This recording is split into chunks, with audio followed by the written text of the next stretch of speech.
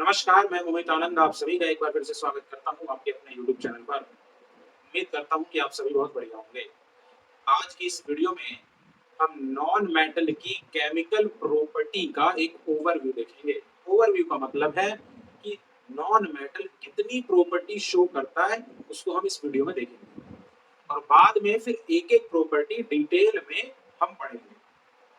Last video जो upload करी थी वो मेटल की केमिकल प्रॉपर्टी की करी थी। इसका लिंक मैं डिस्क्रिप्शन में दे दूंगा, आप जाके उस वीडियो को जरूर देखें। चलिए बिना किसी देरी के शुरू करते हैं। नॉन मेटल भी मेटल की तरह 6 केमिकल प्रॉपर्टी शो करने वाला है, जिसमें जो सबसे पहली केमिकल प्रॉपर्टी है वो है कि जब हमारा नॉन मेटल ऑक्सीजन के साथ रिएक्ट कर रहा है तो वो क्या बना रहा है, नॉन मेटलिक ऑक्साइड बना रहा है। यानी हिंदी में अगर मैं बोलूं तो वो अधात्विक ऑक्साइड बना रहा है। बिल्कुल ये उसी तरीके से काम कर रहा है जिस तरीके से आपका मेटल ऑक्साइड काम करता है। लेकिन अगर वही मैं दूसरे रिएक्शन की बात करता हूं जहां मैं नॉन मेटल की रिएक्शन वाटर के साथ कराने वाला हूं, यानी कि जल के साथ, तो जो हमारे अधातु हैं नॉन मेटल्स, वो जल के साथ अभिक्रिया नहीं करते। यानी जब मैं इनकी रिएक्शन कराऊंगा तो कोई अभिक्रिया नहीं होगी। अब रीजन पूछा जाता है, तो रीजन ये है कि जो नॉन मेटल है वो वाटर से हाइड्रोजन को डिस्प्लेस नहीं करा पाते। यही रीजन है कि नॉन मेटल वाटर के साथ रिएक्ट नहीं करेंगे, क्योंकि नॉन मेटल भी इलेक्ट्रॉन एक्सेप्टर है, उन्हें इलेक्ट्रॉन चाहिए। लेकिन हाइड्रोजन डिस्प्लेस कराने के लिए और हाइड्रोजन गैस बनाने के लिए वहां इलेक्ट्रॉन की जरूरत पड़ती है। तो इलेक्ट्रॉन की जरूरत पड़ रही है तो इलेक्ट्रॉन लूज करने वाला होना चाहिए, जैसा कि मेटल के केस में होता है कि मेटल इलेक्ट्रॉन लूज करते हैं तो वाटर से जो H+ आयन बनता है वो हाइड्रोजन गैस में कन्वर्ट हो जाता है, यानी कि हाइड्रोजन वाटर से डिस्प्लेस हो जाता है तो मेटल के साथ रिएक्ट कर जाता है। लेकिन क्योंकि नॉन मेटल इलेक्ट्रॉन एक्सेप्टर है, उन्हें खुद इलेक्ट्रॉन चाहिए, तो वो वाटर से हाइड्रोजन को डिस्प्लेस क्या ही करेंगे। यही कारण है कि अधातु जल के साथ अभिक्रिया नहीं। दूसरी ही रिएक्शन के जैसा बिल्कुल तीसरा रिएक्शन है जिसमें अधातु की अभिक्रिया एसिड के साथ यानी अम्ल के साथ कराई जा रही है। अम्ल भी क्या देते हैं, H+ आयन। अगर हमने उस H+ आयन को हाइड्रोजन गैस में कन्वर्ट कर दिया तो रिएक्शन हो जाएगी, और अगर नहीं कर पाए तो रिएक्शन नहीं होगी। लेकिन क्योंकि जो हमारे नॉन मेटल है वो इलेक्ट्रॉन एक्सेप्टर हैं, उन्हें इलेक्ट्रॉन खुद चाहिए, तो वो डाइल्यूट एसिड से हाइड्रोजन को रिमूव नहीं करा पाते, इसीलिए वो एसिड के साथ भी अभिक्रिया नहीं करते। दोनों में रीजन लगभग सेम है कि एसिड हो या water, non metal hydrogen displace नहीं करा पाते, इसीलिए ना वो पानी के साथ रिएक्ट करते हैं और ना ही एसिड के साथ। क्लियर है तीन प्रॉपर्टी।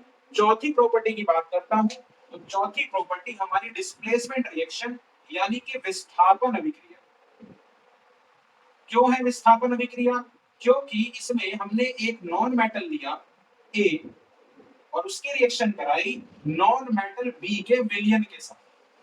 तो नॉन मेटल ए ने अपना विलयन बना लिया और बी को क्या कर दिया, बी को विस्थापित कर दिया।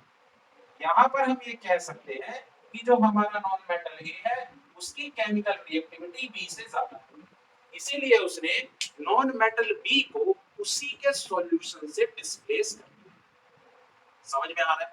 बात करते हैं चौथी प्रॉपर्टी की। जो चौथी प्रॉपर्टी है उसमें हम नॉन मेटल अधातु की अभिक्रिया किसके साथ करा रहे हैं, अधातु की अभिक्रिया क्लोरीन के साथ करा रहे हैं।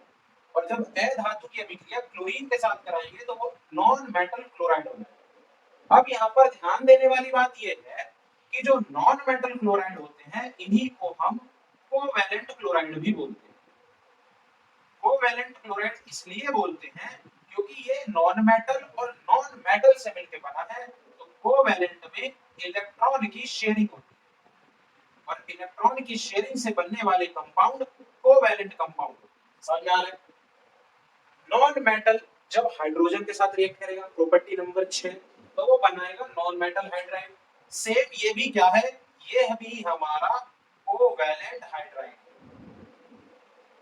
कोवैलेंट हाइड्राइड है क्यों, क्योंकि जो हमारा हाइड्रोजन है वो भी नॉन मेटल है और वो रिएक्ट भी किसके साथ कर रहा है, नॉन मेटल के साथ। तो यहाँ पर क्या होगी, sharing of electron, sharing of electron, और शेयरिंग ऑफ इलेक्ट्रॉन होगी तो कंपाउंड बनेगा कोवेलेंट। समझ में आ रहा है? ये थी हमारी 6 प्रॉपर्टी। यानी अगर क्वेश्चन आ गया कि मेटल और नॉन मेटल के बीच डिफरेंस बताइए केमिकल प्रॉपर्टी के बेसिस पे, तो वहां आपको ज्यादा डिटेल लिखने की जरूरत नहीं है। वहां आप ऐसे ही फॉर्म में 6 प्रॉपर्टी मेटल के और सेम फॉर्म में 6 प्रॉपर्टी नॉन मेटल के लिख के अपने आंसर को रिप्रेजेंट कर सकते हैं। बोर्ड एग्जाम्स में आपको पूरे मार्क्स मिलते हैं। ठीक है, रिएक्शन के थ्रू चाहे तो रिएक्शन के थ्रू भी लिख सकते हैं, और इस तरीके से रिप्रेजेंट करना चाहे तो इस तरीके से भी रिप्रेजेंट किया जा सकता है। ठीक है, जो लोग चैनल पर नए हैं वो सब्सक्राइब करिए, पिछली सारी वीडियोस देखिए, कोई क्वेरी है तो कमेंट ड्रॉप करिए। मिलते हैं नेक्स्ट वीडियो में कुछ और चीज के साथ, तब तक के लिए